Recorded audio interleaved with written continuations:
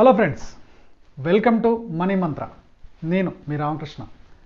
మనం రోజు మనీకి సంబంధించిన చాలా టాపిక్స్ మాట్లాడుకుంటున్నాం కదా. ఈరోజు ఇంకో కొత్త టాపిక్తో మేము ముందుకు వచ్చాను.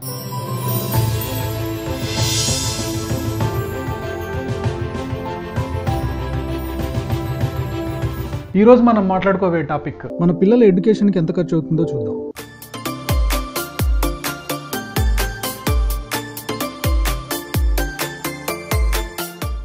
India population 130 crore.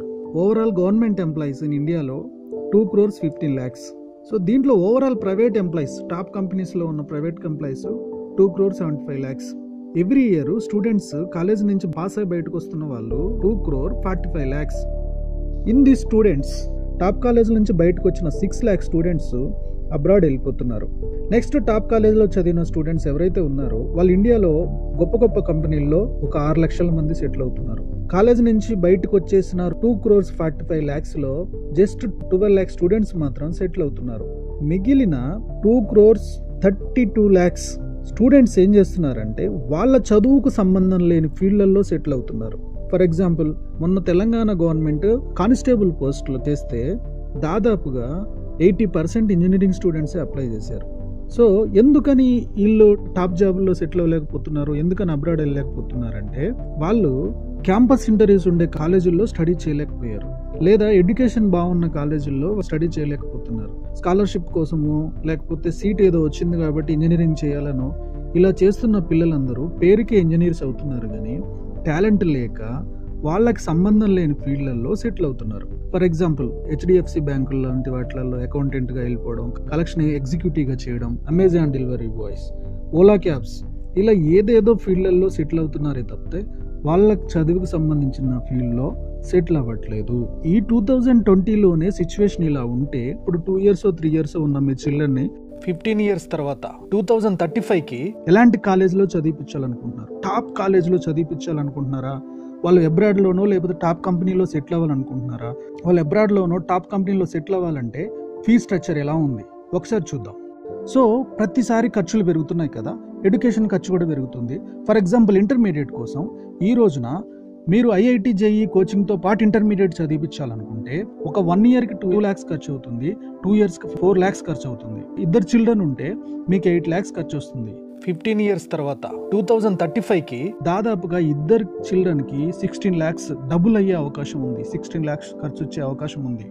అలాగే లక్కీగా IITలో సీట్ వచ్చింది అనుకోండి, ఒకవేళ స్కాలర్షిప్, ఎడ్యుకేషన్ లోన్ కింద రాకపోతే దాదాపుగా వాళ్ళ బుక్స్, వాళ్ళ హాస్టల్ ఫీజు, పేమెంట్స్ ఇవన్నీ చూసుకుంటే ఈ రోజుల్లో అయితే 25 lakhs అవుతుంది. 15 years తర్వాత 2035లో దాదాపుగా 50 lakhs ఖర్చు అయ్యే అవకాశం ఉంది. ఇద్దరు చిల్డ్రన్స్ ఉంటే 15 years తర్వాత దాదాపుగా ఇద్దరు పిల్లలకి 1 crore అయ్యే అవకాశం ఉంది. లేదు IITలో సీట్ రాలేదు, టాప్ కాలేజీల్లో కనుక ప్రైవేట్ కాలేజీలో మీరు సీట్ తీసుకోవాలనుకుంటే Birla science of technology, CBIT, VNR ఇలాంటి టాప్ కాలేజీలో ఇంజనీరింగ్ చేయించాలనుకుంటే దాదాపుగా 4 years కలిపి 25 lakhs దాకా ఖర్చు వస్తుంది. ఈ రోజుల్లో ఇద్దరు కిడ్స్ ఉంటే ఇద్దరికి 50 lakhs అవుతుంది. 15 years తర్వాత 1 crore అయ్యే అవకాశం ఉంది. లేదు మెడిసిన్ చేయించాలనుకుంటే లక్కీగా గవర్నమెంట్ కాలేజీలో సీట్ వస్తే 5 to 10 lakhsలో అయిపోతుంది. కానీ టాప్ కాలేజీల్లో కనుక ప్రైవేట్ కాలేజీలో మీరు సీట్ తీసుకోవాలనుకుంటే 50 lakhs నుంచి 1 crore దాకా ఉంది. ఒక చిల్డ్రన్కి 1 crore ఇప్పుడే ఉంటే ఇద్దరు చిల్డ్రన్కి ఇప్పుడు 2 crore అవసరం పడుతుంది MBBS చేయించడానికి. 15 years తర్వాత ఇద్దరు చిల్డ్రన్స్కి అయితే దాదాపుగా అది 4 crore ఖర్చు వస్తుంది. అట్లాగే మంచి కాలేజీలో, టాప్ కాలేజీలో MBA చేయాలనుకుంటే ఈ రోజుల్లో అయితే 50 lakhs ఖర్చు వస్తుంది. 15 years తర్వాత 1 crore అయ్యే అవకాశం ఉంది. ఇద్దరు చిల్డ్రన్ MBA చేయించడానికి 15 years తర్వాత 2 crore అయ్యే అవకాశం ఉంది. CA కూడా ఈ రోజుల్లో అయితే 5 to 10 lakhs ఖర్చు వస్తుంది. 15 years తర్వాత అది దాదాపుగా 25 lakhs ఖర్చు అయ్యే అవకాశం ఉంది. ఇద్దరు కిడ్స్కి దాదాపుగా 40 lakhs అయ్యే అవకాశం ఉందనేది ఒక అంచనా. ఈవెన్ CA అయినా, MBA అయినా, MCA అయినా ఇప్పుడు చదువుతున్న ఖర్చులు, ఇప్పుడు అంచనా వేస్తున్న ఖర్చులతో పోల్చుకుంటే 2035కి డబుల్ అయ్యే అవకాశం ఉందనేది ఒక అంచనా. మీ పిల్లల్ని టాప్లో ఉంచాలనుకుంటున్నారా? టాప్లో ఉంచాలనుకుంటే మీకు మినిమం 1 crore నుంచి 4 crore వరకు ఖర్చు వస్తుంది.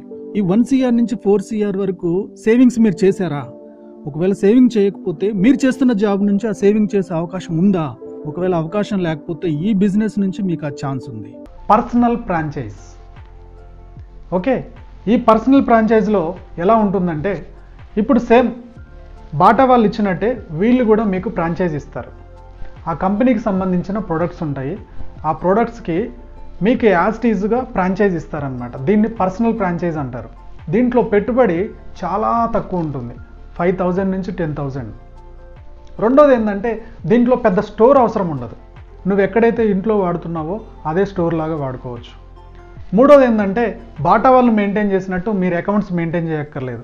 పర్సనల్ ఫ్రాంచైజ్ ఎవరైతే మీకు ఇచ్చారో ఆ కంపెనీ అకౌంట్స్ అన్ని చూసుకుంటుంది.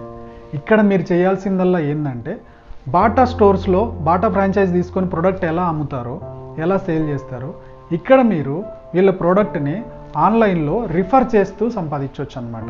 ఫర్ ఎగ్జాంపుల్, మీరు తీసుకునే పర్సనల్ ఫ్రాంచైజ్ కంపెనీలో మనకు అవసరమైన రెగ్యులర్ ప్రోడక్ట్స్ కొన్ని ఉన్నాయి అనుకుందాం.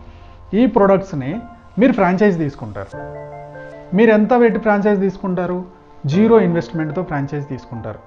0 ఇన్వెస్ట్మెంట్తో ఫ్రాంచైజ్ తీసుకొని వీటిని మీరు ఇంకో 10 మందికో 100 మందికో 200 మందికి అన్లిమిటెడ్గా ఫ్రాంచైజ్ ఇవ్వచ్చు. సో మీరు అన్లిమిటెడ్గా ఫ్రాంచైజ్ ఇచ్చారు కదా, బట్ ఆ ఫ్రాంచైజ్ తీసుకున్న వాళ్ళు సేల్ చేసే దాని మీద మీరు ఫ్రాంచైజ్ ఇచ్చినందుకు మీకు కమిషన్ వస్తూ ఉంటుంది. దీన్ని పర్సనల్ ఫ్రాంచైజ్ అంటారనమాట. ఈ పర్సనల్ ఫ్రాంచైజ్ గురించి మీకు ఇంకా ఇన్ఫర్మేషన్ తెలుసుకోవాలనుకుంటే కింద మా నెంబర్ ఇస్తున్నాము, మా నెంబర్కి వాట్సాప్ చేయండి. దీంట్లో మీకు ఇంకా పర్సనల్గా జూమ్ మీటింగ్లో కానీ వెబినార్లో కానీ క్లియర్గా ఎక్స్ప్లెయిన్ చేస్తాం. ఓకే ఫ్రెండ్స్, సో ఇది ఈరోజు టాపిక్. ఈ టాపిక్ నచ్చినట్టయితే లైక్ చేయండి, కామెంట్ చేయండి, షేర్ చేయడం మాత్రం మర్చిపోకండి.